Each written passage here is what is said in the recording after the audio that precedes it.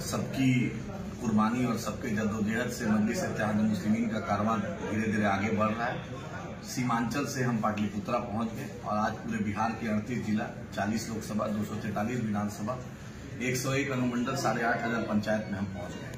आपने देखा कि 10 तारीख को जो मनोनयन पत्र दिया गया उसमें पूरी बिहार की कमेटी को तश्कील की गई और बिहार की कमेटी फिर से बनी जैसा कि क्योंकि लोग को में कुछ कंफ्यूजन था, कुछ नाम आप लोग के बीच में जो नाम है उससे चाहता हूं कि आपके सामने वो नाम रख दूं और आप अपने अपने जिला में अपने अपने इलाके में उनसे राब्ता करें और मजलिस इत्तेहाद मुस्लिमीन का ये कारवां बैरिस्टर असदुद्दीन ओवैसी साहब, अकबर साहब के हाथों को मजबूत करें। सबसे पहले हमारे रियासती सदर जनाब अख्तरुल ईमान साहब माशाअल्लाह, जिनको बैरिस्टर असदुद्दीन ओवैसी साहब ने बनाया। उसके बाद इंजीनियर आफ्ताब साहब हमारे पार्टी के जनरल सेक्रेटरी, राणा रंजीत साहब हमारे पार्टी के सेक्रेटरी भी हैं, तिरहुत प्रमंडल के प्रभारी भी हैं और ऑनलाइन ऑफलाइन मेंबरशिप जो कैंपेन है उसके वो इंचार्ज भी हैं। और आपने देखा कि शिवहर से लोकसभा कितनी मजबूती से उन्होंने लड़ा। और इश्तियाक अहमद साहब हमारे पार्टी के सेक्रेटरी माशाअल्लाह सीमांचल से आते हैं, 2015 से जद्दोजहद हमारे साथ जुड़े।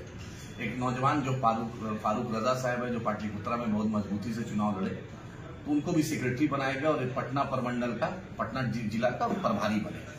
और राजी खान साहब जो आप देखा आपने नवादा में, जो राजी खान साहब नवादा से आए, स्टेट सेक्रेटरी बनाए गए। मुकीम साहब जो हमारे पार्टी से साहेबगंज से चुनाव लड़े थे वो भी सेक्रेटरी बने। गुलाम मुर्तजा अंसारी साहब बहुत मजबूत आदमी, कुर्नी से चुनाव लड़े, उनको भी सेक्रेटरी फिर से बनाए गए। हाजी हिदायतुल्लाह साहब बहुत मजबूत आदमी, मुखलिस और मुजफ्फरपुर से उनका भी रिश्ता है, उनको भी स्टेट में सेक्रेटरी बनाए गए।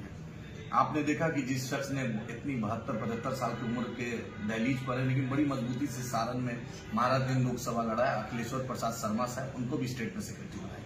अनस सलाम साहब आप जी एक बहुत ही नायाब नाम है, नौजवान है जो मरहूम अब्दुल सलाम साहब के बेटे, उनको सेक्रेटरी बनाया गया स्टेट का और उन्होंने सारण प्रमंडल का प्रभारी बनाया गया। उसके बाद आपने देखा कि नसीम अख्तर साहब जो मजबूती से लोकसभा में हमारे साथ चुनाव में लड़े, किशनगंज के रहने वाले, उनको ज्वाइंट सेक्रेटरी बनाया गया। उसी तरह इशाक अहमद साहब जो पार्टी के बहुत ही शुरू दिनों से साथ है, इशाक अहमद साहब को फिर से ट्रेजरर का दायित्व दिया गया। खुर्शीद आलम साहब जो बहुत मजबूत हैं, राणा रंजीत साहब के चुनाव में मजबूती से साथ दिया था, ढाका से रहने वाले, उनको स्टेट एग्जीक्यूटिव कमेटी का मेंबर बनाया गया। नूरुल इस्लाम साहब जो अख्तरुल ईमान साहब के साथ मजलिस इत्तेहाद मुस्लिमीन जब से लाए हैं तब से लगे हुए, उनको भी स्टेट कारकांडी की सदस्य बनाया गया।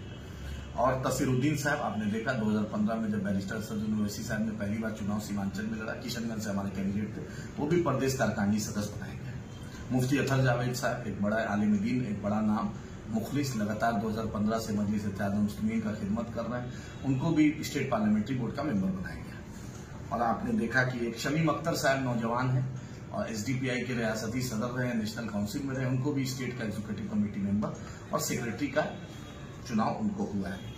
और एक बहुत ही नायाब नाम, बहुत ही मजबूत मुखलिस नाम और जो जद्दोजहद जिसकी तकरीर पूरे हिंदुस्तान में मशहूर होती है, आलिम दीन भी हैं, सीमांचल से आते हैं, मौलाना अब्दुल्ला सालिम चतुर्वेदी साहब को भी स्टेट कारकांडी का सदस्य बनाया गया। उसके बाद हम जिला अध्यक्षों का